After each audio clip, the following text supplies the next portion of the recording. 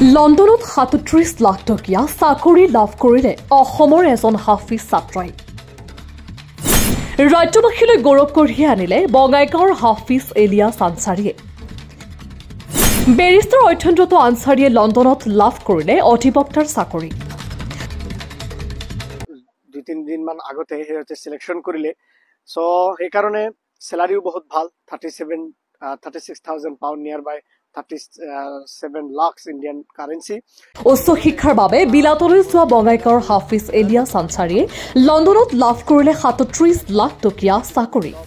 সকলোকে অনুৰোধ কৰিম যিসকলে ল ফাৰ্মৰ লগত জড়িত হৈ আছে, সো তোমালোকে ভালকৈ ল ফাৰ্মত ভালকৈ প্ৰেক্টিছ কৰা, বা LLB যেহেতু কৰিছে, LLB কৰি আছে, LLM কৰি আছে, বা PhD কৰি আছে, বা ইণ্টাৰ্ণশ্বিপ কৰি আছে জুনিয়ৰ বিলাকক মই অনুৰোধ কৰিম তোমালোকে ইনডিড বা job.com বা তোমাৰ বিভিন্ন লিংকডিনত তোমালোকে কৰিব পাৰা, এপ্লাই কৰিব পাৰা ফৰেন কাউণ্ট্ৰিৰ কাৰণে।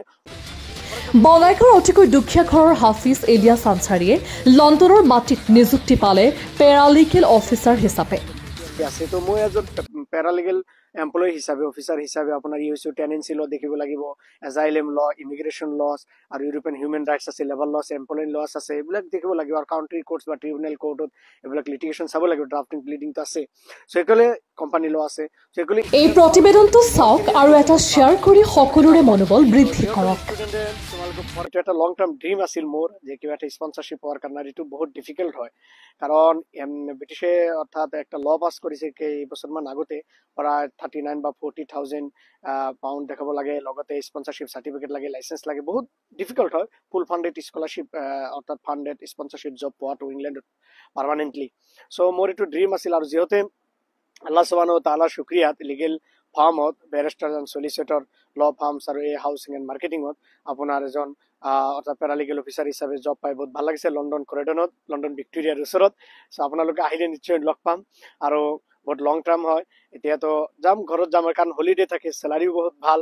কাৰণ সেইকাৰণে মই অনুৰোধ কৰিম সকলোকে, মাদ্ৰাছাত যিসকলে পঢ়া শুনা কৰে, মই যিহেতু হাফিজ হৈছো, পিছত আলিমনো পঢ়া শুনা কৰিছো, বা এতিয়াও পাৰ্ট টাইম কৰি আছো, চ' সেইকাৰণে মাৰ্চাত পঢ়িও বহুত কিবা কিবি কৰিব পাৰি। তো আলহামদুলিল্লাহ মোৰ ভাল লাগিছে, যেদিনাখন সপোন আছিল।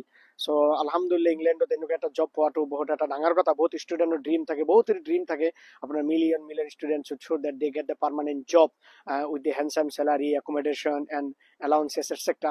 চ' ভাল লাগিল আপোনালোকৰ দোৱা আশীৰ্বাদৰ কাৰণে, আৰু আকৌ লগ পাম অসমত আহিলে, আৰু অসমৰ চানি চাব নিজৰ গৌৰৱ ফিল কৰোঁ আলহামদুলিল্লাহ।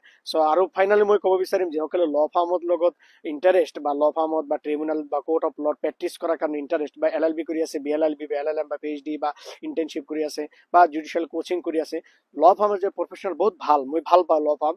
চ' সেইকাৰণে অনুৰোধ কৰিম সকলো ষ্টুডেণ্ট যিসকলে ফৰেনত পঢ়িব বিচাৰে বা ফৰেনত জব কৰিব বিচাৰা তোমালোকে, তেনেহ'লে তোমালোকে মাৰ্কছৰ ওপৰত গুৰুত্ব দিব লাগিব, ইণ্টাৰ্ণশ্বিপৰ ওপৰত গুৰুত্ব দিব লাগিব, আৰু লগতে নিজৰ ৰিলায়েবিলিটি ট্ৰাষ্টৰ যিটো জৰুৰী আছে, এইবিলাক ডিচিপ্লিন প্ৰিন্সিপালছ।